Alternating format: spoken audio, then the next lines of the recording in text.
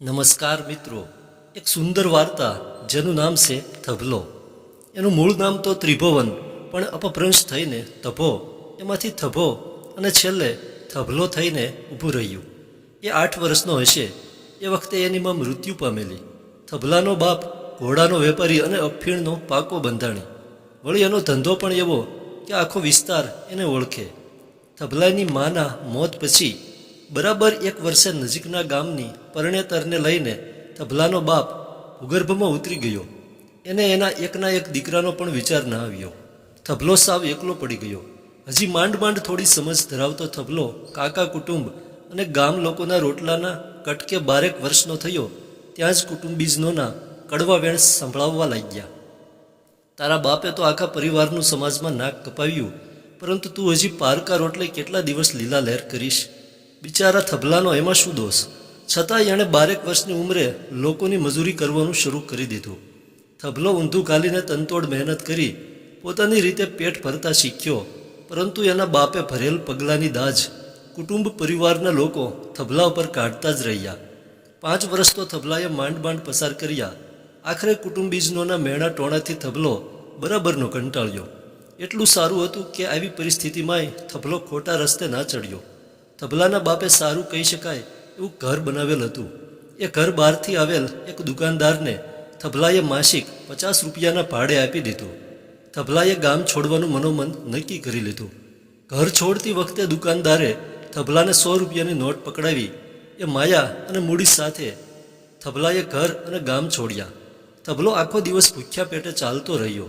બરાબરનો થાક્યો ત્યારે 10 ગાંવ દૂર આવેલ ગામના ઝાંપા પાસે આવેલ એક દેવ મંદિરના ઓટલે એ સુનમુન થઈને બેઠો. સાંજના સમયે પૂજારી આરતી માટે આવ્યા. એણે અજાણ્યા થભલાની પૂછપરછ કરી. થભલાએ પોતાની ઓળખ આપીને પૂજારીને એક રાત્રિ ધર્મશાળામાં સૂઈ રહેવા માટે વિનંતી કરી. દુકાનેથી ચણા અને ગોળ લાવી થોડું પેટ ભરીને થભલાએ મંદિરની ધર્મશાળામાં રાત વિતાવી. સવારે ઉઠીને થભલો મંદિર પાસેના પાણીના હવાડા પર દાંતણ કરી રહ્યો હતો ત્યારે હાથમાં જાજરૂના લોટા સાથે આવેલ વ્યક્તિએ લોટો ઘસતા ઘસતા થભલાને પૂછ્યું, અલ્યા ક્યાં ગામનો છે છોકરા? તું આ ગામનો તો નથી. થભલાએ પોતાની આખી ઓળખ આપી. કઈ બાજુ જાય છે? ના પ્રત્યુત્તરમાં થભલાએ જ્યાં મજૂરી મળે ત્યાં જવાબ આપ્યો. એ સાથે જ પેલા વ્યક્તિએ કહ્યું, મારે ત્યાં આવતો રહે, આમાંય મારે જરૂર છે. બસ થભલો એ ગામના માથાભારે શખ્સ નાથાને ત્યાં ખેતી કામે લાગી ગયો. સખત મહેનત છતાંય 12 મહિને 2 જોડી કપડાં, 2 જોડી પગરખા અને 2 ટક જમવાનું, એના સિવાય કંઈ નહીં. આવી પરિસ્થિતિમાંય થભલે 12 મહિના ખેંચી કાઢ્યા. આ 12 મહિનામાં તો થભલાએ ગામ લોકોના સારો એવો પ્રેમ મેળવી લીધો. માથાભારે નાથાને ત્યાં કોઈ મજૂર 6 મહિનાથી વધારે ટકતો નહોતો. થભલે તો સાવ મફતમાં વરસ ખેંચી કાઢ્યું હતું.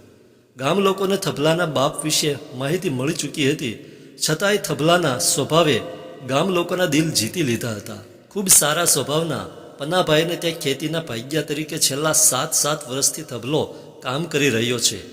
ગામ લોકોએ 1 વર્ષ પહેલાં થભલાને નાનકડી ઓરડી બની શકે તેટલી જમીન કાઢી આપી હતી. એ જમીનમાં થભલાએ 6 મહિના પહેલાં 2 ખાટલા રહે એવડી પતરાવાળી ઓરડી બનાવી દીધી છે. થભલાને મન એ ભલો અને એનું ભલું કામ. બીડી ચલમ તો ઠીક છે, પરંતુ ચાનું પણ થભલાને બંધાણ નથી.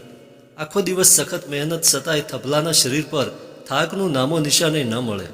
એ રાત્રિના સમયે પણ ક્યાંય ભજન કીર્તન થતા હોય ત્યાં પહોંચી જાય. શ્રાવણ મહિનામાં મંદિરે ધાર્મિક કીર્તનમાં તો થભલો આખા મહિનાનો એક દિવસે ન ચૂકે. એ દરમિયાન ચા નહીં પીતા થભલાના માથે જ ચા બનાવવાની જવાબદારી હોય. અરે થભલો ચાના વાસણ અને કપ રકાબીઓ પણ એની જાતે માંજી નાખે. થભલાએ 8 વર્ષમાં તો ખૂબ જ સારી લોકચાહના મેળવી લીધી. જિંદગીના 25મા વર્ષે થભલો પહેલીવાર બીમાર પડ્યો. એને મોતીજરો ટાઇફોઇડ થયો. થભલો પૂરા 25 દિવસ ખાટલામાં રહ્યો. આ 25 દિવસ દરમિયાન થભલાની ઓરડીથી થોડે જ દૂર રહેતી ભૂરીએ કોઈપણ જાતના સ્વાર્થ વગર એની ખૂબ સારી સેવા ચાકરી કરી. ભૂરીની સતત દેખરેખથી જ થભલો 26મા દિવસે ખાટલામાંથી બેઠો થઈને ખેતી કામે ચડી શક્યો. 45 વર્ષની ભૂરી ગરીબ પરિવારની દીકરી. એને પોતાનો સગો ભાઈ નહીં. અહીં પણ એનું કુટુંબ ખાધે પીધે ઠીક. ભૂરીનો પતિ પણ ખેત મજૂર.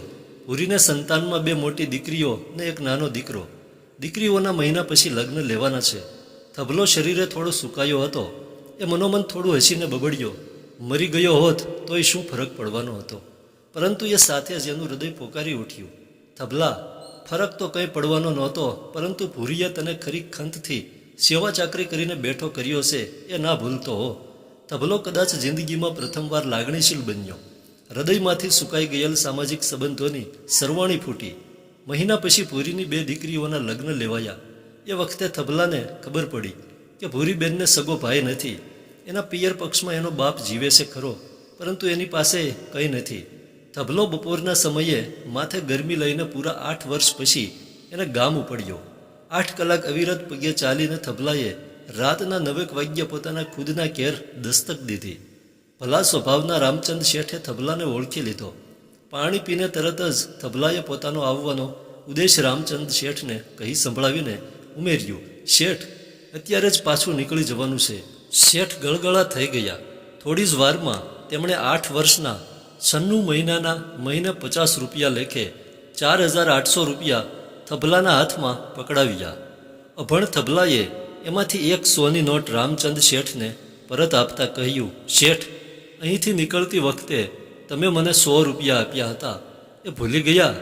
રામચંદ શેઠે સપ્રેમ 100 રૂપિયા સ્વીકારી લીધા. ખરો વ્યવહારી થભલાભાઈ તું, કહીને શેઠે એમની બંડીના ગજવામાંથી વળી પાસા રૂપિયા કાઢ્યા. જો થભાભાઈ, તું જરાય આનાકાની કરે તો તને મારા દીકરાના સોગંદ છે. તારા ઘરમાં રહેવા આવ્યા પછી મને દુકાનમાં ખૂબ ફાયદો થયો છે. કહીને શેઠે પૂરા 1000 રૂપિયા થભલાના હાથમાં થમાવી દીધા. પછી તો શેઠ શેઠાણીના અતિ આગ્રહને વશ થઈને થભલાએ જમવું જ પડ્યું. જમીને તરત જ થભલાએ પરત જવા દોટ મૂકી. રામચંદ શેઠે એને જતા જતા હાથમાં લાકડી પકડાવતા કહ્યું, રાતનો સમય છે, સાચવીને જજે થભા. થભલાને આવતા કે જતા કોઈ પરિવાર જ નોએ તો નહોતો જોયો, પરંતુ ગામને ઝાંપે પહોંચ્યો ત્યારે ગામના આગેવાન વાલા કાકા કોઈકના ઘેરથી પરત ફરી રહ્યા હતા. તેમણે જોઈ લીધો. તેમણે થભલાને અંધારામાંય ઓળખી લેતા કહ્યું, અરે થભલા, અત્યારે ક્યાંથી? ભાઈ, તારા તો ખૂબ વખાણ સંભળાય છે, લે ચાલ મારા ઘરે. ના વાલા કાકા, અત્યારે નહીં, આ તો ખાસ જરૂર હોવાથી ઘરનું ભાડું લેવા આવ્યો હતો. કહીને વાલા કાકાને હાથ જોડીને થભલો ચાલતો થયો. આખે રસ્તે થભલો વાલા કાકાએ કહેલ વાક્ય વાગોળતો રહ્યો. એને એટલું તો સમજાયું જ કે ત્યાંની બધી જ વાતો અહીં સુધી પહોંચી ચૂકી છે. સવારે 9 વાગ્યે થભલો પનાભાઈના ઘેર પહોંચી ગયો. ભૂરીબેનનું મામેરું ભરવું છે કહીને થભલાએ 7 વર્ષની ખેતીના ભાગનો હિસાબ કરાવ્યો. થભલાને 32,000 રૂપિયા લેવાના થયા. એકદમ વ્યવહારુ અને ઉદાર દિલના પનાભાઈ થભલાને જોતા જ રહ્યા. એમની આંખો ભીની થઈ ગઈ. એમનાથી થભલાના ખંભા ઉપર આપોઆપ હાથ મુકાઈ ગયો. તેઓ લાગણીવશ થઈને બોલ્યા, ભાઈ થભા, તારા માટે થોડી બચત રાખજે. તું 25-26નો તો થઈ ગયો છે, એટલે તારા માટે સમાજમાંથી કોઈ કુંવારું પાત્ર તો નહીં મળે, પરંતુ કોઈ વિધવા કે પછી લગ્નભંગ પાત્ર હશે તો તારા માટે જરૂર હું મહેનત કરીશ. પના કાકા, હું જેમ છું એ જ સ્થિતિમાં બરાબર છું.